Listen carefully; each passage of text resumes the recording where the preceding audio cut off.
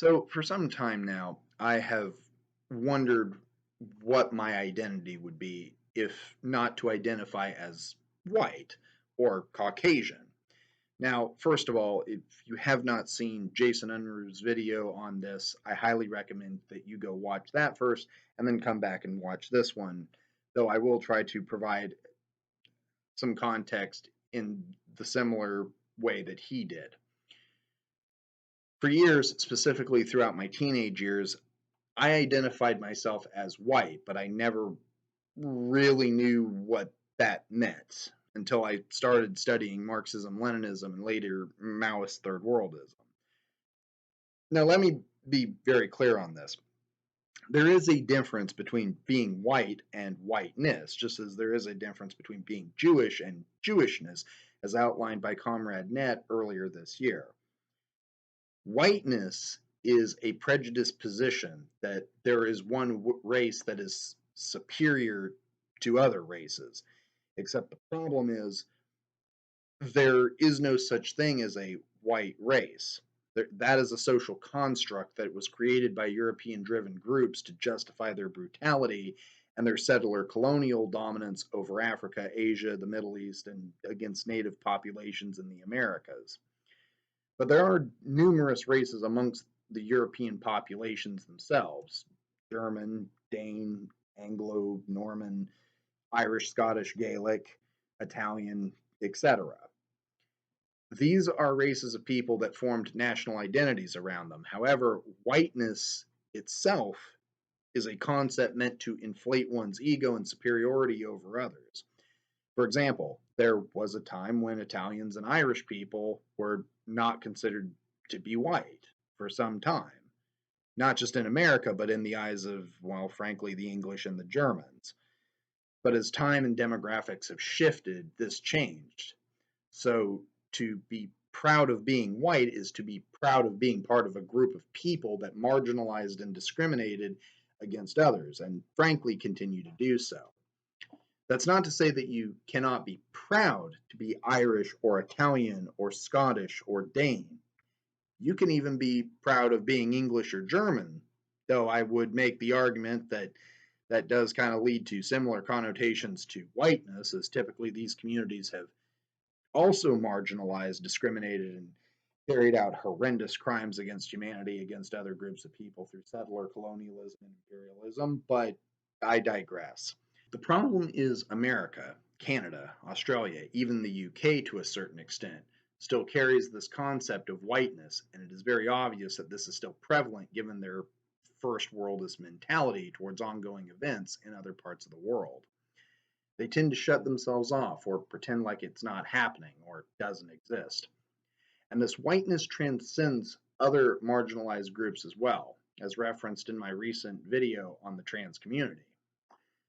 It is no secret that the trans community makes up roughly 2% of the population of the United States and about 1% of the population of the UK.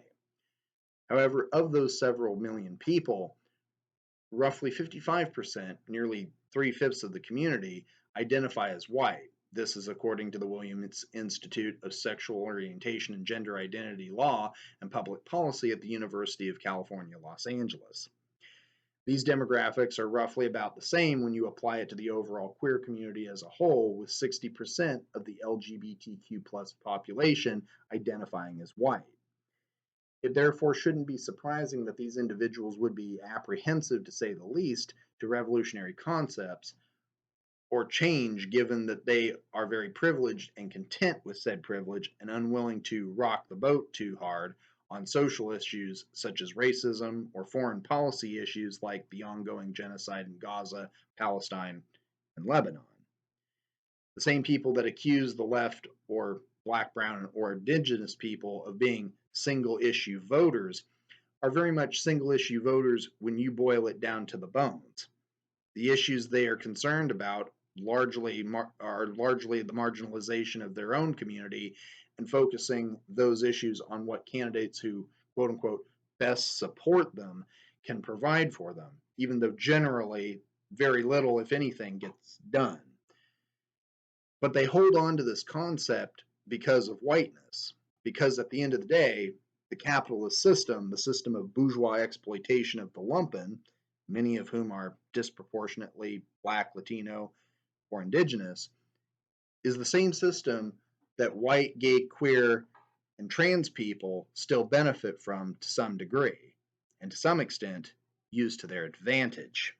What both Jason and I are getting at here is the overall concept is to no longer identify as white, to move beyond the concept of whiteness, as I tend to say, or post-white, as Jason has mentioned.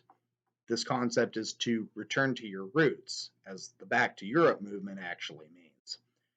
This doesn't mean packing up and moving overseas, though I would also support that concept. It is trying to return to your literal cultural roots, which is why I encourage anyone with the means of doing so to at least take a trip to their ancestral roots and soak up the culture and go with an open mind. Leave your prejudices, your biases, and your stereotypes behind and genuinely absorb that culture. It may just change you as a person, and who knows, maybe you might actually learn something, maybe even want to move there. The Back to Europe concept contradicts the idea of whiteness, which is a product itself of white supremacy, when there is no such thing as a white person. So this leaves an important question. If I no longer identify as white, and that is to also reject being American, not to say the legal definition of such, as I am an American, I am an American citizen by birth, I am subject to the local laws of Portland, the state laws of Oregon, and the federal laws of the United States, and to the Constitution. And regardless of who is president, that person is my president by the laws of the country. I'm not disputing that. What I am disputing is the identity of being an American, which is the history of stolen land, of genocide, and manifest destiny. This also includes the concept of whiteness. Americanism in and of itself is whiteness, which is why most of us in the Maoist, Third Worldist, Demarchist, and Anarchist community, including Black and Indigenous revolutionaries, agree that in order for America to truly be saved, for land back to be achieved, and the overall post-white Back to Europe movement to be achieved, America itself has to die. It must balkanize. It must be destroyed by any and all means and by all definitions. It must become an afterthought, just a memory in the world history and the global human consciousness. So if I'm going to reject that, the idea of being white, then the idea of being an American, which I already have largely done that, I've never truly identified as American, because growing up in California, in the Bay Area, Sacramento region that I was from, I already grew up feeling like I lived in a completely different country than the United States. If there was ever anything that really solidified this idea was when I traveled the country by bus and by train in the winter of 2014, 2015. I saw what was the different cultures and societal norms throughout the country, all different than mine, but unique from other parts of the country. This led me to later identifying as a Californian. But as I grew to understand Maoism, Third Worldism, and discovered more about who I was as a person, and moved away from California and even transitioned, I grew away from this concept, largely because identifying as a Californian presented the same problem as identifying as an American. I was still identifying with a history that is marred by settler colonialism.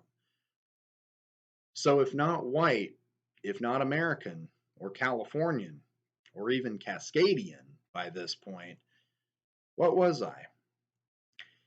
Well, I had ancestral roots in Scotland and Ireland, Northumbria, Germany, France, and Scandinavia. I mean, frankly, I had roots all over Europe to a certain extent. At the time, I was giving offerings to both my Norse gods and to my Celtic ancestors. I could say that I am Kven, as my Scandinavian roots date back to that ethnic group. But could I actually call myself Celtic or Gaelic? Could I call myself Norse, Dane, Swedish, Kven? My family has lived in California essentially since the gold rush. Some came from Oregon and Texas, some even came from Scotland, Ireland, England, France, Germany, etc. But for the most part, we hadn't been to Europe for centuries. I didn't grow up there. I've never been a part of any of those societal or cultural norms. So it would be difficult for me to call myself Irish or German or Swedish or Dane or Kven or any of those things when I have no cultural connection to them whatsoever. So what am I?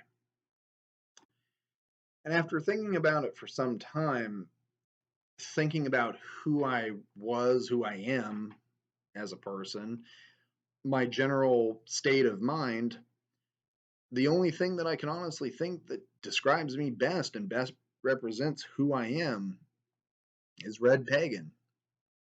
I may not identify as white, as American, Californian or Cascadian, or Irish or Scandinavian, but I can identify with what I know I am, what I already know that I am. I'm trans and queer, but I basically identify as that. And not only that, that's more of a gender and sexual orientation. But does that truly describe who I am and represent me as a person? No, it really doesn't. Yes, I'm pansexual. Yes, I'm trans, but that isn't my personality. That doesn't fully represent who I am. That doesn't really accurately represent who I am. But you know what does? My communist ideology and my pagan belief practices. Those are two things that are quintessential to me. They really are everything to me. They have always represented who I have been and where I've come from. I am a child of the bear. I am a daughter of Freya, a centuries-old ancestor to the great Duke Rollo and the sea kings of old. But I'm also a Marxist-Leninist. I'm a Maoist third worldist who is passionate about her beliefs and sticks to them, and who has built a loyal cadre of comrades around her, and who is loyal to those cadres in return. So that's where I stand currently. If not white, then my identity is RedPagan. And it's amazing that it's taking me so long to realize this. When I first chose the name, it was because I had just moved to Portland, and going by my old name, which no longer fit, as it was not very representative of who I was or where I was. It was amateurish at best. However, at the same time, it is a part of me and my history and the history of this channel. But as I grew as a person, as I've grown as a Marxist and learned new things and grown as a pagan, that username has come to represent me in more ways than I could have ever imagined. It has become me, who I am, and has defined me as a person and how people best recognize me. A trans woman ranting about some current event or some shit lib on the internet from a Marxist perspective. I'm RedPagan Nicole, and this has been RedPagan Corner. Until next time. Thank you for watching. If you like news and politics from a leftist perspective, true crime, or informational videos on leftist philosophy and pagan belief practices, and would like to support the channel, please head over to my Patreon page and set up a monthly donation. Even a few bucks really helps me out. All links are provided in the description. Like, comment, and subscribe, and share on various social media. Hit the notification bell so that you never miss a video.